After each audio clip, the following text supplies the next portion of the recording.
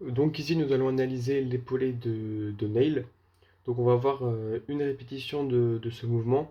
C'est quasiment le meilleur mouvement qu'il a pu réaliser.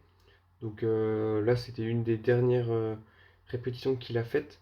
Puisqu'avant on a fait plusieurs répétitions, on essayait de corriger les défauts de son mouvement. Et on avait continué à travailler aussi l'éducatif qu'on avait fait la semaine dernière, à savoir le travail de la phase du premier et du deuxième tirage pour amener la barre avec une poussée des jambes au début sans trop utiliser les bras trop tôt.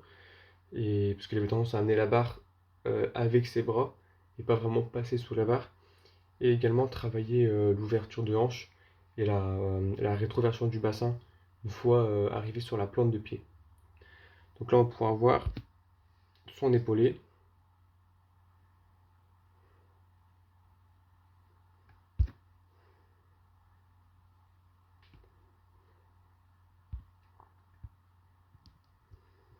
Donc du coup par rapport à sa position de départ, il garde toujours la même position de départ qui est plutôt bonne, avec la barre qui démarre en dessous des genoux. Et les genoux dépassent la barre et la pointe de pied. Les pieds sont écartés avec une largeur légèrement supérieure à celle du bassin. Et le dos est droit et aligné. Par contre, on peut voir que il resserre pas forcément au maximum ses omoplates et il bombe pas le torse au maximum non plus. Ça, il a tendance à l'oublier un petit peu. Ensuite, va pouvoir voir la phase du premier et du deuxième tirage qui sont finalement liés. Donc on va passer à la phase du deuxième tirage. Donc là, on peut voir le premier tirage. Donc là, on va voir qu'il engage le mouvement par par ses hanches, puis ses genoux, et ensuite ses chevilles. Donc là, on voit bien la triple extension. Non, ouais, il engage en même temps les genoux et la hanche, et ensuite les chevilles. Mais c'est vrai que dans un idéal, il faudrait commencer d'abord par la plus grosse articulation, c'est-à-dire la hanche, et ensuite les genoux, et ensuite les chevilles. Mais bon, là, c'est quand même pas mal. Donc là, il est sur la plante de pied. Donc là, il est sur la plante de pied. On peut voir que par rapport à son bassin, donc son défaut avant, c'était d'avoir son bassin qui était en, en antéversion. Et là, on peut voir que il- son bassin vient vers l'avant quand même. Là, on voit son bassin, il vient vers l'avant. Mais c'est pas forcément très accentué, mais c'est quand même mieux qu'avant. Donc là, son bassin passe en position neutre, neutre semi-rétroversion. Donc c'est quand même un progrès de Neil là-dessus. Après là on peut voir que ses bras sont toujours tendus. Donc on voit que du coup que la barre elle a été amenée vers le haut grâce à la poussée des jambes et pas grâce aux bras. Donc ça c'est mieux. Donc il y a eu du progrès là-dessus. Donc il monte en plante de pied, on a un meilleur engagement du bassin vers l'avant. Et ses bras sont toujours tendus.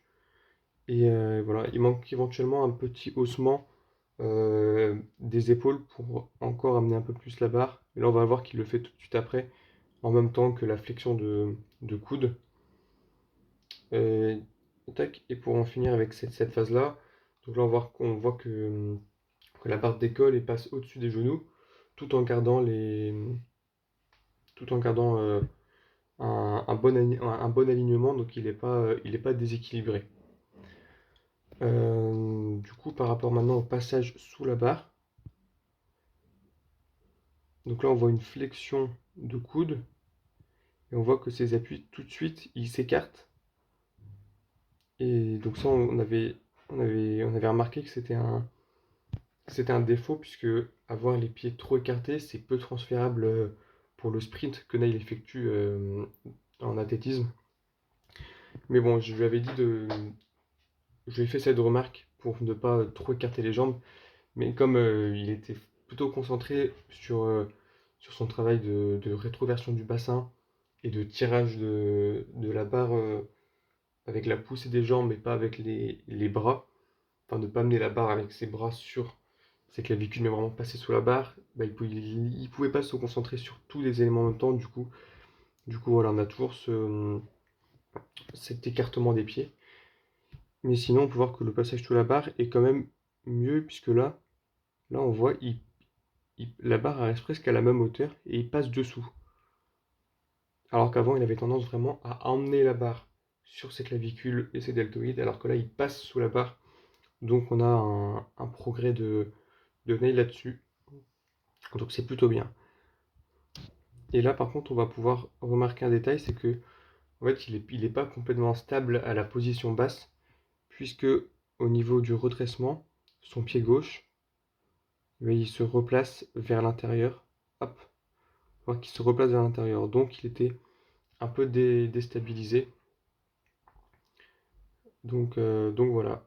Mais sinon, il était plutôt bien gainé pendant la phase de redressement.